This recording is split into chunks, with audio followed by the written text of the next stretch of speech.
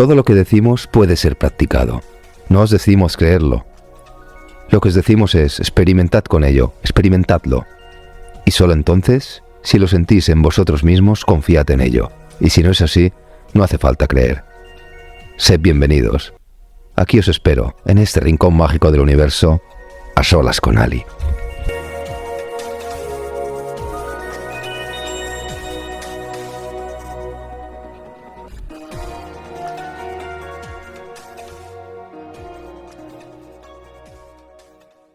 Bueno, hola a todos y bienvenidos a un nuevo capítulo del programa de A Solas con Ali. Aquí estamos Ali y yo, como estos últimos 17 capítulos. Hola Ali. Hola, buenas tardes, ¿qué tal? A ver si se nos oye, que ahora se ha ido la voz. Bien, súper. Bueno, Ali, estamos acabando Somos Uno, estamos acabando podcast, ya hemos ido avisando un poco. Hoy tocamos el amor incondicional. ¿Y cómo lo ves este final? Porque parece que es como distinto, ¿no? A los otros 6. Parece como que ya no hay tantas pautas finales. ¿No? ¿Es distinto el amor incondicional y la libertad que veremos en un mes y medio? Sí, son distintos. Diríamos que el curso es el máster. Es el máster. Vale. Sí, es el máster. Es como cuando haces una carrera y luego te vas al máster, que es la especialización. Entonces, en realidad, la diferencia tan grande que hay de los otros cursos que hemos hecho es que en los otros cursos vamos a tomar conciencia de nuestros mecanismos, con lo cual, gracias al consciente, tomamos conciencia de cómo funcionamos inconscientemente, ¿vale? Uh-huh. Y se basa únicamente que durante todos estos meses de poder experimentar esa metacognición, que es ese observador, pueda haber las respuestas automáticas que genera el inconsciente, que es el sistema de supervivencia. En realidad eso nos ayuda a poder conocernos y a poder ser conscientes de que podemos elegir, ¿de acuerdo? Sin embargo, cuando llegamos al punto del amor incondicional y la libertad, son dos episodios importantes dentro de nuestra forma de ver, porque en realidad conocernos a nosotros mismos nos abre un campo, y es un campo ilimitado, es un campo donde puedo elegir. ¿Pero qué elijo? Ahí es donde realmente es importantísimo sentir que nuestro interior siempre va a resonar con el amor incondicional, con lo que la forma de la incondicionalidad aplica directamente a que yo me sienta en paz.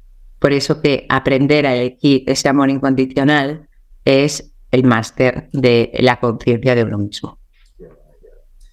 Y pues ahora vamos a entrar en materia, pero primero quiero hacerte una pregunta, ¿no? Del último mail que hemos recibido, que me dice Ana, me dice, estoy enganchada a este fabuloso podcast, me encanta. Dice, lo conozco gracias al anterior de Gente con Magia, que también me pareció fantástico. Miles de gracias por todo lo que vais a conocer, tanto Xavi como Ali. Me gustaría saber si el inconsciente conectivo puede ser diferente en cada ser humano respecto de una misma cosa. Gracias y espero vuestra respuesta. Como me gusta, muchísimas gracias por escucharnos primero, pero sobre todo por la pregunta, porque es una pregunta súper interesante. En realidad, nuestro inconsciente colectivo es un inconsciente, como digo, colectivo. Todos los inconscientes tienen los mismos arquetipos, ¿vale? Es decir, que todos nos basamos en las mismas formas, imágenes y percepciones basadas en realidades anteriores, en realidades experimentadas, con lo cual podemos hablar de arquetipos generalistas. Tenemos el arquetipo de la madre, el arquetipo del héroe, el arquetipo del sabio. Todos esos arquetipos, todos los humanos los tendremos conceptuados desde el mismo lugar. Sin embargo, el orden del inconsciente, de ese inconsciente colectivo, será el propio. Es decir, cada uno tendrá el suyo. Con lo cual, imaginaros el inconsciente como una pirámide que todos tenemos, ¿vale? Y esos arquetipos, predispuestos en experiencias anteriores de la humanidad, están puestos en el orden que para mi experiencia humana son importantes. Pues eso y conlleva que, por ejemplo, habrán personas que el arquetipo de la madre o el arquetipo del sabio lo tengan en última instancia, no sea importante para ellos. Y otras personas que tengan el arquetipo del sabio número 1 o el arquetipo materno número 1, con lo cual tendrán un condicionante muy marcado en su experiencia con la madre o experiencia materna en ellos mismos. Eso conlleva en sí que tengamos una forma como de individualidad clara dentro de esa forma de inconsciente colectivo. A pesar de que sea un inconsciente colectivo que todos compartimos, cada uno lo vamos a personalizar respecto a las elecciones que nuestra propia energía y nuestro propio diamante, es decir, nuestro carácter, nuestra forma perceptual de lo que somos, ¿vale? De nacimiento. Si os fijáis, no hay ningún niño que nazca con un carácter sin determinar. Todos ya nacen con un carácter determinado. Aplica que tenemos un diamante propio, es decir, una personalidad. Y esa conjunción personalidad inconsciente va a ser lo que genere las identificaciones, el yo que conozco. Con lo cual, cada uno va a tener tanto su diamante como su orden de inconsciente colectivo. El orden de los arquetipos es exactamente diferente para todas las personas, a pesar de que los arquetipos son exactamente los mismos. A ver, el arquetipo es a la misma cosa que se refería ella, no era una cosa física, es el arquetipo. Sí, es el concepto de. Vale, Ana, espero que te haya quedado súper claro. Sí, también lo espero. Y muchísimas gracias, me encanta. Gracias, sí, de verdad. Además, Ana siempre está ahí desde hace mucho en el podcast, es una gran... Qué bonito. Gran seguidora. Bueno, vamos a entrar en el amor incondicional, ¿vale? Ese amor incondicional, ¿no? Que yo creo que de lo que he leído, ¿no? De los apuntes de Ali y demás, me ha llamado la atención lo que me decía de que es más una acción que un sentimiento, ¿no? Que los sentimientos son como programados, ¿no? Por lo que recibimos, por lo tanto son condicionados por nuestra mente, ¿no? El amor, en cambio, se calcula según lo que damos libremente sin esperar nada a cambio. El amor que estamos tan acostumbrados, ¿sabes? Es un amor condicionado, pues, siempre. Al 100%.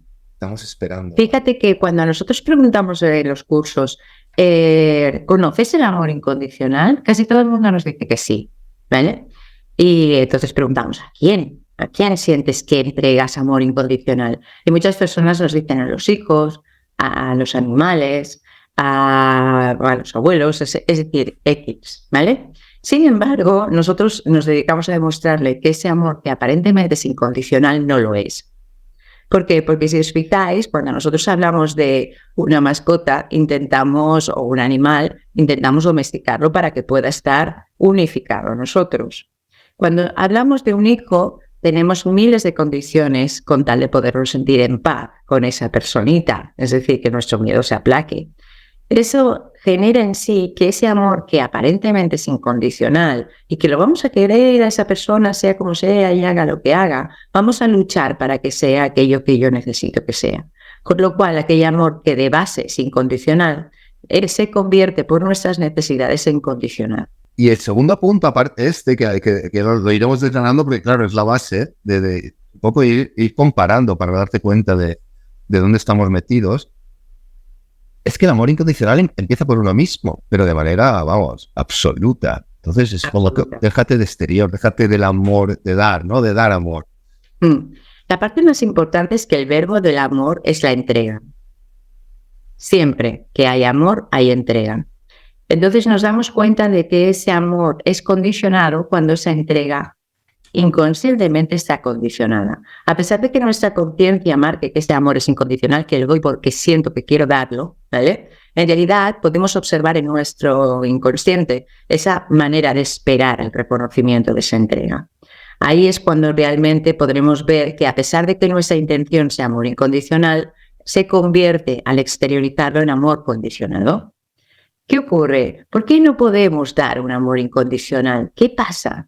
Pues que realmente lo que ocurre es que siempre hablaremos de las leyes universales como la base de la existencia y hablaremos que así es dentro, así es fuera. En el momento que así es dentro, así es fuera, nos vamos a centrar únicamente en ese amor que vivimos hacia nosotros mismos para poder entender cómo movemos el amor hacia el exterior. Porque si nosotros no podemos entender desde una forma experimental el amor incondicional hacia nosotros mismos, ¿cómo vamos a intentar darlo a los demás? Es inviable, no podemos entenderlo, con lo que saldrá de forma innata el amor condicionado. Por eso siempre diremos que esa forma de amor condicional es naturalmente el reflejo de lo que vivimos en nuestro interior.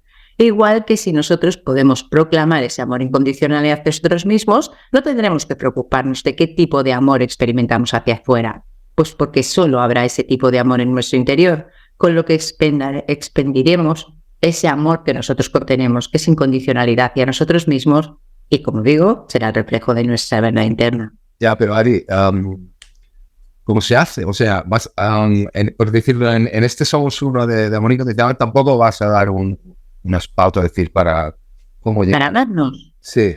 Para amarnos, la única pauta que hay son las que hemos basado digamos que todo el proceso del Somos Uno. Sí, ¿no? En el proceso del Somos Uno hemos llegado a tener los dos pilares importantísimos, que es la voluntad, que marca que soy la priorización en mi propia existencia, es decir, que todo se basa en mi propio sentir, y el segundo pilar, igual de importante para nosotros, que es la base de la responsabilización, es decir, el perdón. En el momento que yo concibo que mi percepción es únicamente mi percepción y que yo estoy traduciendo toda la energía que veo constantemente, lo único que puedo admitir es que esa forma ilusoria es mi propia producción. En el momento que yo perdono o me asumo como la productora de esa realidad, lo que hago es rendirme a lo que siento, ¿vale? Conforme vamos pasando por los siguientes capítulos del Somos Uno, lo que vamos adquiriendo es una conciencia de mis mecanismos, gracias a esa voluntad y ese perdón. Con lo que esos mecanismos dejan de ser juzgados, dejan de ser culpabilizados y dejo de apegarme a identificadores que me hacen sentir que el amor está externo, que tengo que dar para recibir. Sí, esas expectativas, ¿no? Fuera. Correcto. Y en ese momento, cuando para mí es fácil desenmascarar la expectativa y ver cómo funciona de una manera mecánica, lo que genera en sí es una rendición. Esa rendición es lo que me lleva al amor incondicional. Y la rendición no es la laxitud de que sea lo que tenga que ser, no. La rendición es permitir esa manera intrínseca, natural que contengo sin condiciones. En ese momento, como lo estoy asumiendo desde la responsabilidad máxima, lo que genera en sí es la aceptación, naturalmente. Esa aceptación es el amor incondicional. Cuando en realidad no tengo ninguna premisa que me haga sugerirme como más merecedor o menos merecedor, simplemente me sugiere como la naturaleza que contengo, ahí estoy ya en amor incondicional. Cuando puedo admitir todas mis respuestas automáticas como propias, cuando puedo asumir todas mis respuestas emocionales como propias, en ese momento dejo de intentar modularme, dejo de intentar ser aquello que es merecedor de amor, porque es de ahí donde pasa el amor condicionado, de la necesidad de merecimiento externo. O sea, cuando me dices que es un máster, es que es así, tú integras los primeros 6 módulos, le integras, aceptas ese amor incondicional en cierta manera hacia ti mismo y es que te conviertes en otra persona después, cuando si te has currado bien hecho eso, ¿no? Totalmente. Totalmente, porque dejas de luchar. Claro. Dejas de luchar para ser aquello que crees que tienes que ser. Dejas de luchar con el medio para que vean quién eres. Y te permites simplemente ser el humano que eres, consciente de la luz que contienes. Con lo que realmente se acabó la lucha. Es una forma donde simplemente tengo que experimentar y cada vez que tenga una respuesta automática, amarla porque es mi respuesta. Es un inconsciente que no conozco y que voy a ver en materia todo el tiempo. Puedo relacionarme conmigo en el mundo, porque realmente solo nos relacionamos, pues nos oprimimos. Entonces, a veces pierdes por el camino, digo, ya algún familiar, algún amigo, cuando te estás en esa transformación. Muy natural, porque sí. La parte más importante es que nosotros, a pesar de que parece que como nos comuniquemos verbalmente, nos comunicamos por onda, nos comunicamos por sintonía. Con lo cual, esa forma energética es la que hace que nos unamos. Nosotros le damos poco valor al campo electromagnético. Sin embargo, es justamente ese campo electromagnético el que va a marcar que nosotros, como imanes, atraigamos esas frecuencias en resonancia. Es decir, hay muchas veces que una persona tiene un concepto, por así decirlo, victimista. Naturalmente, su campo electromagnético va a generar que ese concepto esté sellado en ese campo, con lo que estará trayendo siempre situaciones de agresión. Es decir, dices, ostras, qué mala suerte tengo, que estoy sintiéndome agredido constantemente. ¿Qué ocurre? ¿Por qué me siento agredido? Es simplemente porque te está refiriendo ese espejo, esa forma de verme, mundo, está refiriéndome que tu campo electromagnético está generando una creencia desde un sentimiento victimista. En el punto clave es que yo no voy a tener que huir de ese sentimiento victimista. Esa es la clave del amor. La clave del amor no te dice que anules tu víctima. sino que la ames. Que la ames. Ames tu sombra, igual que amas a tu luz.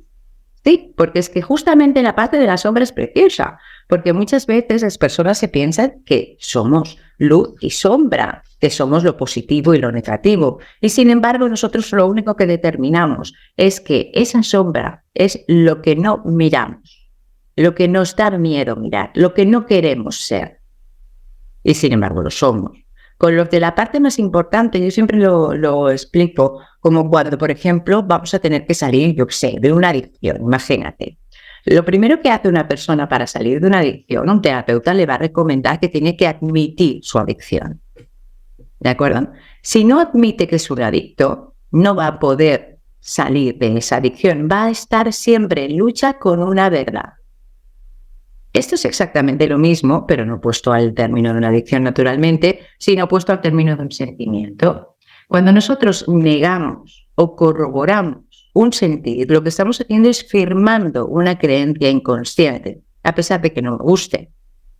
¿Vale? Imagínate que yo no quiero ser víctima. ¿Qué pasa? Estoy negando. Y recordad que nuestro cerebro no entiende la negación.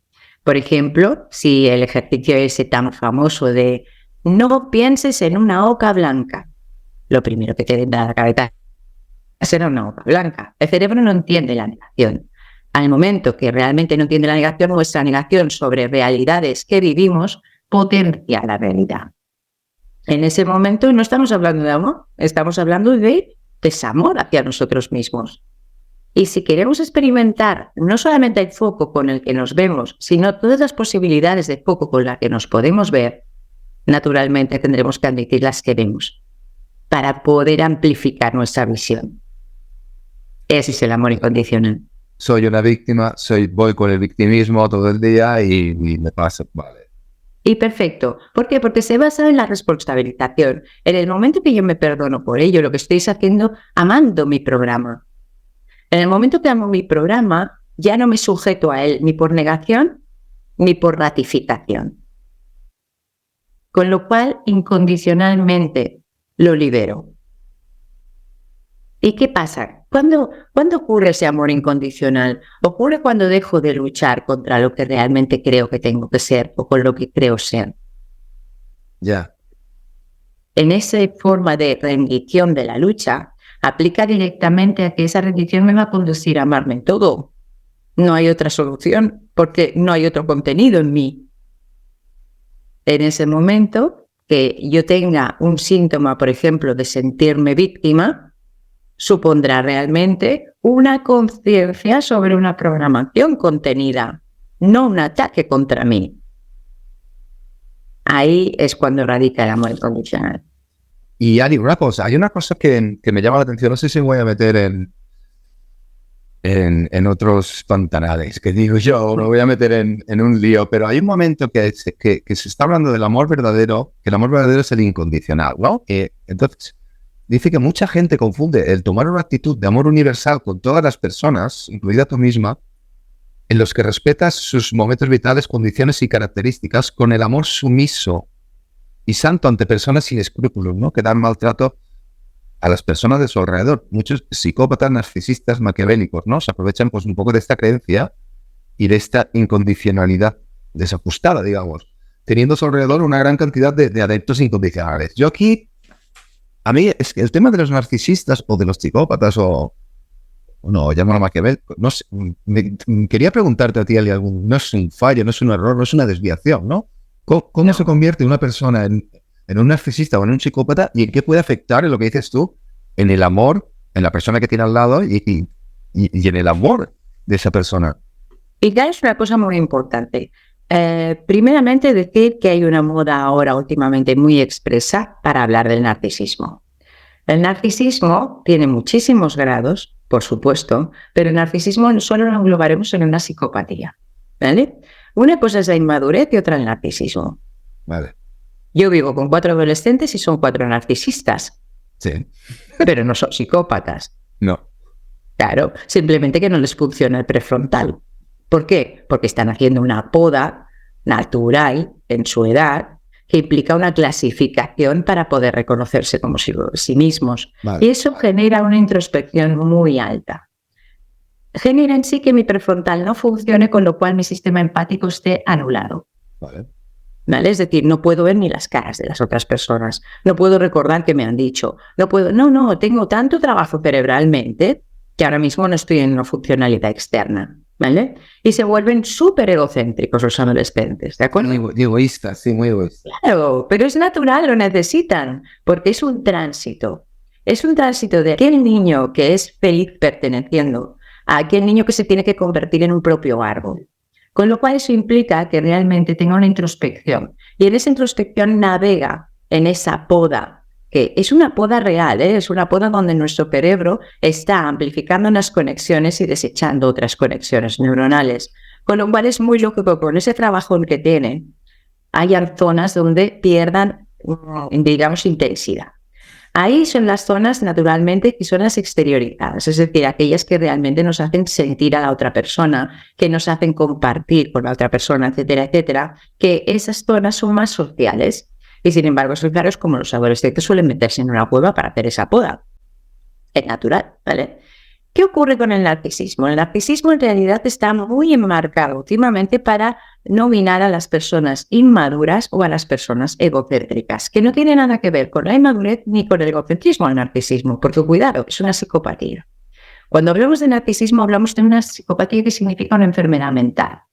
¿Cómo se genera una psicopatía? Naturalmente se puede generar tanto por herencia, ¿vale?, como por quiebro de percepción. ¿Qué significa? Que he tenido un shock, un trauma, ¿vale? Eso provoca en sí que haya un corte en las emociones, que la persona congele su estado emocional para pasar a un estado únicamente mental, de control mental de las reacciones naturales, tanto internas como externas. Eso es la psicopatía. La psicopatía ni siente ni padece. ¿Por qué? Porque todo lo traslada a un perfil de entendimiento de su propia realidad como única y una distancia de las emociones que le anula completamente el prefrontal para poder sentir las emociones ajenas. ¿Se entiende bien? Yo creo que sí. Vale. Entonces, claro, cuando hablamos de psicopatía y hablamos que ahora me he encontrado con un frente psicológico que activa mucho la manera de vigilar ante el psicópata, ¿vale? Con cuidado de que no sea un agresor, de que lo que se ponga en la persona, etcétera, etcétera. Un psicópata es un enfermo. Con lo cual, realmente, dentro de esa enfermedad tendremos toda la cautela y el respeto para poder tratar una nomenclatura tan bestia. ¿Qué ocurre? Si nosotros nos vamos a ver lo que supone realmente una persona inmadura o una persona egocéntrica, no hablaremos de psicopatía, ¿vale? Entonces, en ese punto sí que hablaremos de lo que estoy atrayendo yo en mi vida. ¿Qué pasa? Que realmente una persona hipersensible que puede llegar a sentir a la otra persona prioritariamente a sí misma, lo que está atrayendo naturalmente es una persona que necesita justamente eso. Necesita esa forma donde el ser lo principal, ¿vale? En el momento que yo estoy atrayendo eso, en realidad hay información para las dos personas. Es decir, nosotros nos atraemos básicamente por una cadena de reacción química. No nos atraemos porque mentalmente elijamos a la persona, sino nos atraemos por pulsiones, ¿vale? Por reactivos. Mi reactivo naturalmente va a surgir de mi sentir, que estará siempre mezclado con mi inconsciente. Así no es extraño que dentro de las parejas se vean muchas constelaciones familiares, es decir, la réplica de lo que yo he vivido, la réplica de lo que he experimentado como coherente, a pesar de que no me guste o no sea resonante conmigo. Vuelvo a vivir la historia de mi pertenencia. ¿Por qué? Porque eso es reconocido por mí. Nosotros, de forma natural, como humanos, podemos tener química expresa con la mitad exacta del planeta. ¿Por qué? Porque funcionamos por polaridad. Con lo cual eso implica que yo podría sentirme atraída de la mitad exacta del planeta. Sin embargo, nuestras premisas inconscientes hacen que yo no me active mi química por esa persona y me active por otra. ¿De acuerdo?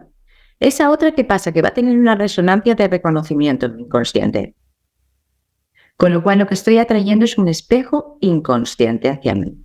Ese espejo me va a mostrar el inconsciente. ¿Eso qué significa? Que cuando yo traigo a una persona que es egocéntrica, ¿yo soy egocéntrica? No.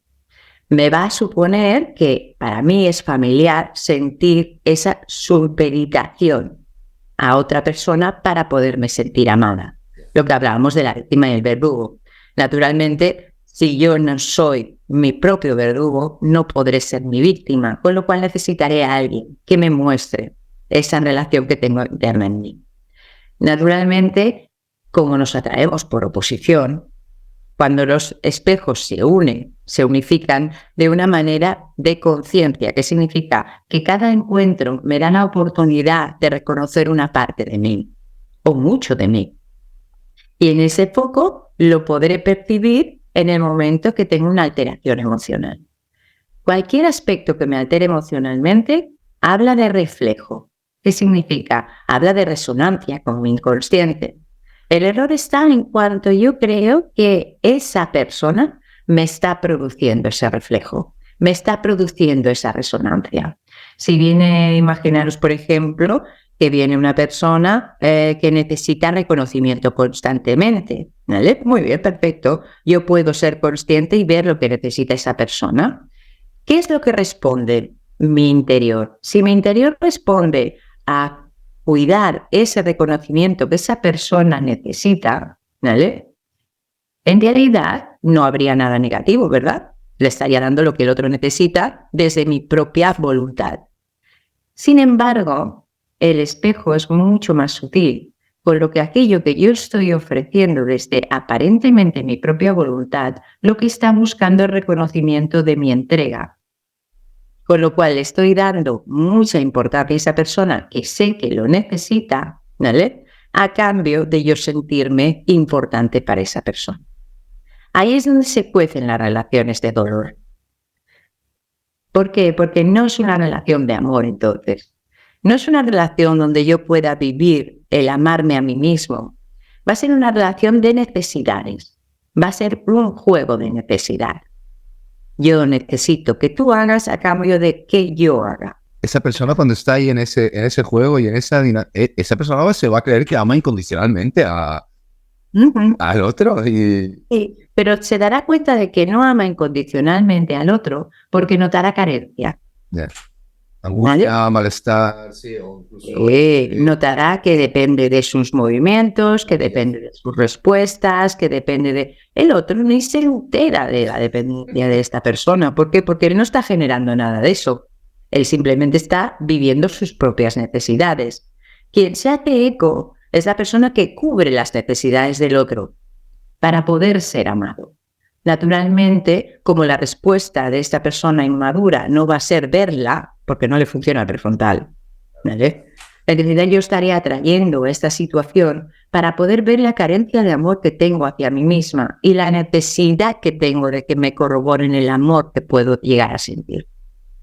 Es decir, estaré pidiendo limosna sobre el amor. Y perdona, Ali, ahí, no sé si me meto, pero en los adolescentes, esos desamores tan trágicos que hay, va un poco por ahí, ¿no? Bueno, no, esos desamores tan trágicos existen a todas las edades. Y la parte más importante... No, pero es que además es muy gracioso porque nosotros creemos que abandonamos alguna edad con el paso de los años y no abandonamos ninguna. Es decir, hay personas, por ejemplo, que llegan a consulta y con 50 años están en plena adolescencia y es bellísimo. Hasta ellas, estas propias personas, se sorprenden, ¿vale? Pero es que en realidad nosotros nunca abandonamos nuestras edades, sino que vamos transitándolas e incluyéndolas. ¿Qué ocurre? Por ejemplo, cuando nosotros tenemos esa forma de necesidad muy activa, lo que generará será naturalmente un amor muy químico y provocará en sí que esa química me atraiga a un espejo que mostrará mi inconsciente, porque me lo atraerá muy potente. Pero ahí lo que veré será esa dualidad de amor-odio que tengo conmigo mismo. ¿Por qué? Porque imaginaos, por ejemplo, una relación de estas tan conocidas que son de cielo y infierno, ¿no? De cielo e infierno. Esas que realmente te llevan a las nubes y que te llevan luego a lugares más angostos de ti. Estas relaciones en realidad no son unas relaciones con el exterior, son unas relaciones con nosotros mismos, como todas las relaciones. ¿Qué hace que esa persona que se encuentra en el cielo, ¿vale?, pero después se encuentra en el infierno, no determine desde el infierno, esto no me lo merezco? La falta de amor hacia uno mismo. ¿Se entiende bien? Entonces, claro, la cuestión no será responsabilizar al otro de lo que me hace vivir, sino tomar conciencia de lo que yo estoy programando para vivir. Porque si me hago responsable, me amo por ello, me perdono por ello. En ningún momento seré la víctima ni el verdugo de nadie, porque solo me puedo relacionar conmigo mismo. Con lo que esa persona que químicamente me atrae tanto, me atrae para que yo me ame. No me atrae para que yo me genere una dualidad muy extrema. ¿Se entiende bien? Es decir, nadie es responsable de nuestra realidad excepto nosotros mismos. Cuando tomamos esa conciencia, las relaciones, sean las que sean, de pareja, de amistad, familiar, pierden la sintonía de ser aquello que yo necesito y se convierten en aquello que me muestra quién soy. Pues yo creo que es un poco el resumen del amor incondicional, Ali? Completamente. Cuando estás ya en ese punto que ya puedes amar al prójimo, de esa manera, como decía pues Jesús, ¿no? Decía, amate a ti mismo, ¿no? O ama al prójimo como te amarías a ti mismo. Como a ti mismo. Sin embargo, nosotros solemos amar al prójimo como nos gustaría que nos amaran. Esa es la diferencia. Yeah. La parte más importante es que esa expectativa está muy encubierta. En una canalización, que cuando yo empecé a canalizar Somos Uno, fue muy gracioso porque el maestro nos decía que si anulábamos, si conseguíamos que la persona se tomara conciencia de la expectativa, ¿vale? Es decir, anulábamos de su diagrama automático la expectativa, la persona sería libre. ¿Por qué? Porque si anulamos esa expectativa, anulamos el concepto del exterior. Anulamos la necesidad externa que corrobora aquello que merezco. Y allí, realmente, cuando el exterior no existe, lo que surge en nosotros es amor. Y es maravilloso verlo porque es como un renacer, es como un sentido donde yo me permito exponer todo aquello que siento en cada momento. Porque lo siento conmigo y para mí, no lo siento en el exterior con el exterior. Es curioso, Ali, cómo por canalización a veces te llegan cosas, ¿no? Que no te esperas, como por ejemplo escribir un libro, ¿no? Qué guapo. Porque yo sé que aquí donde estamos, tengo aquí delante a una gran escritora de novelas, porque tengo que deciros que ha escrito un libro y precisamente ha llegado, no por canalización el libro, no es escritura automática. Tenía que contarlo porque lo hemos hecho fuera de micros, pero me he quedado tan flipado.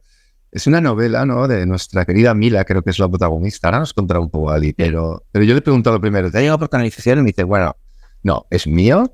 Y esa ahí la diferencia, ¿no? Te llega un poco un flash de canalización, como una inspiración, te llega igual un pelín más claro a ti. Y a partir de aquí has desarrollado una novela, una trilogía, cuando has empezado con una novela. Una trilogía donde publicamos la primera parte de la trilogía y su protagonista es Mila. Es una chica de 30 años que realmente me gusta verla como la representante de la gran mayoría de personas que logro conocer. Me gusta muchísimo porque sí que ponemos en la novela que está basada en hechos reales, donde hemos cambiado nombres y hemos cambiado sucesos, porque no es una persona en concreto, sino es el gran grupo de personas que tengo la suerte de conocer y que tengo la suerte de tratar. Entonces, claro, Mila es como un compendio de todos esos personajes. Es la que hace realidad aquello que nosotros vivimos en el día a día. Y lo podemos ver en ella. Me gusta mucho la novela porque está muy basada en clave de humor, aquí venimos a reírnos, no venimos a pasarlo mal. Sin embargo, busca Mila a expresarnos una historia que puede ser la de cualquiera de nosotros. Y es una historia muy marcada por esa forma de superación. Cuando peor se ponen las cosas, más fuerza sale de nuestro interior. Cuando peor viene todo lo que está aconteciendo, más conciencia tomo. Y cuanto más conciencia tomo, ¿qué ocurre? Que realmente puedo generar un sueño mucho más bonito. Porque el sueño bonito no es lo que pase fuera, el sueño bonito es cómo me siento dentro. Y de reticencia, ¿no? A lo espiritual, a ese un poco Por supuesto, porque realmente yo creo que todo el mundo ha pasado por la fase donde la espiritualidad ha sido como un poco como si fuera un caramelito, ¿no? Algo que me puede salvar. Y realmente no hay una salvación dentro de nada. Lo que hay es una experimentación. Puedo permitirme el hecho de experimentar. Va muy marcado este libro va muy marcado con las herramientas que nosotros también conocemos, pero no se basa en esas herramientas, sino se basa en lo que supone utilizarlas o no. En el cambio de paradigma que me provoca en sí una forma donde la visión marca mi vida. Es decir, yo puedo ver que vivo una vida carente dependiendo de donde la mire. Y eso es lo que muestra el personaje. El personaje aprende a cambiar su punto de visión, con lo que esas herramientas que aparentemente muchas personas tienen el rechazo porque es como un sucedáneo de la felicidad, busca dar el entendimiento de que no estamos vendiendo felicidad, estamos vendiendo experiencia. ¿Qué significa? Experimenta, como decía Buda, y elige si así lo sientes. Entonces, la parte más bonita es que muchas personas se niegan a esa experimentación y buscamos que abran el campo para que puedan probar esas herramientas que son naturales y que existen en nosotros. ¿Y qué sucede cuando pasa? El libro se titula... perdona. No, el libro está 1000 veces yo. ¿Y dónde lo encontraremos, Ali? ¿O lo encontraremos en Amazon, nuestro querido Amazon. Nuestro querido Amazon, muy bien. 1000 veces yo. Vamos a estar atentos. Yo, en cuanto salga, haré alguna publicación así en el mini podcast. Muchas gracias. Me apetece mucho porque ha sido tan bonito poderlo escribir, ha sido precioso, porque ha sido un momento de introspección. La escritura tiene eso, tiene un momento de soledad, de tranquilidad, de meterte en el personaje hasta sentirlo como si fueras tú. Es maravilloso, es como realmente vivir una doble vida cuando escribes. Ya debías estar ahí metida, que absorta, que cuando te decían, ya, venga, allá, hay que ir a correr. ¡Guau! Vale, ¿no? Y sí, es muy divertido, porque al final se crean tantas situaciones y tantos personajes a raíz de la historia que tienes como una vida paralela. Es que ya la cuestión es que siempre he escrito porque es un vicio, para mí es un vicio escribir, pero en realidad lanzarme a publicarlo es la aventura. Ya.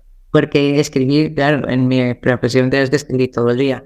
Y la parte bonita es que puedas escribir para compartirlo.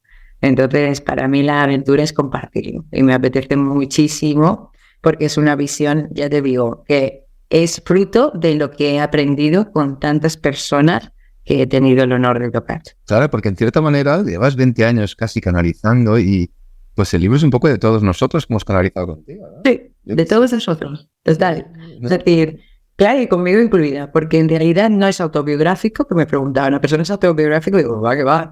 Es decir, a mí me han quedado muy lejos los 30. Pero en realidad sí que es una parte muy actual de lo que estoy viendo dentro de la sintonía natural de las personas. Es decir, ahora llevamos unos años donde las personas están buscando su ser y lo están buscando conscientemente.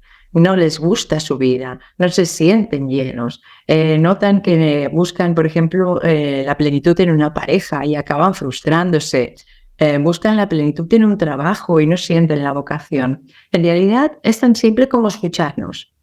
Y eso es lo que realmente busca la persona hoy en día, aprender a escucharse, aprender a sintonizar consigo mismo y ver que todo el contenido está dentro de él. Cuando hablamos del personaje Mila y una de sus herramientas es la búsqueda de su vocación, veo a muchos jóvenes que están justamente en ese periodo, en la búsqueda de su vocación. Y tengo que ser aquello que se espera de mí, tengo que ser aquello que me dé de comer, tengo que ser aquello que me dé fama y dinero. En realidad, la vocación es pasión, con lo cual solo tengo que escuchar esas características que tengo innatas y que me da placer vivir en ellas. Y es muy simple, pero cuando escuchamos fuera se pierde esa sintonía. Y, Ali, ¿has escrito el primero o ya tienes la trilogía en mente?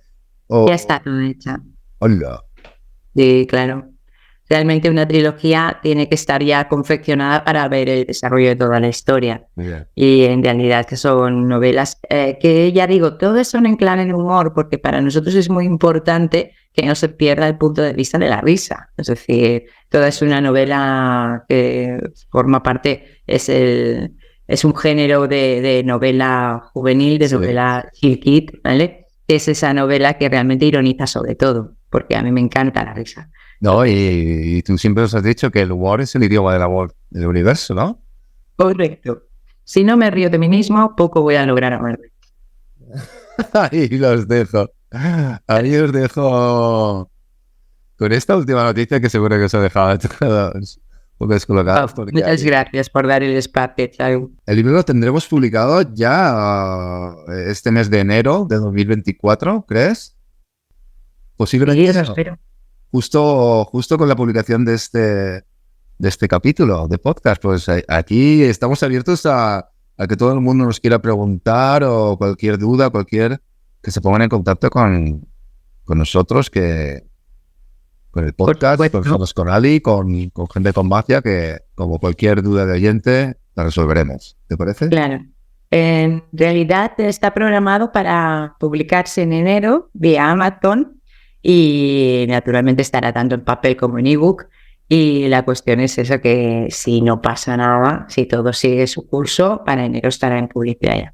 Hablando de todo esto de pues esta espiritualidad que Mila, yo creo que al principio supongo que pues como todo terrenal y material y mental rechazará y poco a poco irá adaptándose, no sé, pero para el siguiente programa de A Solas con Adis, siguiente programa, que va a ser el penúltimo ya, sí que voy a intentar, llevo mucho tiempo dándole vueltas a hacer un programa de la física cuántica, ¿no? Relacionándola lo más posible, pues, a la espiritualidad, ¿no? Ali siempre me ha dicho que eso, ¿no? Que la palabra espiritualidad últimamente, pues, como tiene ese peso, y ella, pues, siempre es de la teoría de naturalizar o normalizar todo, ya sea desde la ciencia o desde la física, quitándole magia en cierta manera, ¿no? Porque cuando ya conoces esa magia externa es como... Bueno, el próximo programa ya vamos a intentar encararlo por aquí, Ali. ¿Qué te parece? Me encantará, porque ahora justamente lo que más se mueve en la parte científica, justamente en la neurociencia, es la aplicación del entendimiento de lo que ocurre en la persona en ciertos sistemas neuronales con aplicaciones de espiritualidad. Es decir, por ejemplo, se estudia muy fervientemente desde hace mucho tiempo qué sucede en el cerebro humano cuando ese cerebro está en homeostasis, es decir, está en conjunción. Digamos que la física puede expresarnos lo que ocurre energéticamente y la neurociencia puede explicarnos lo que ocurre internamente. O sea que yo creo que todos vamos encaminados a que eso que nos parece, como tú decías, externo, ¿no? Como una salvación, como lo milagroso, en realidad tiene una explicación mucho más clara de lo que nos pensamos. Y esa es nuestra finalidad, darle una explicación más natural. Ahí estaremos dentro de 3 semanas. Y bueno, a todos vosotros, si os ha gustado, ya sabéis, podéis compartirlo y si creéis que le puede ayudar a alguien, aquí estamos en nuestras plataformas de podcast, de Spotify, de iBooks y nuestro canal YouTube. Gracias, Ali, y gracias a todos. Muchas gracias, Xavi.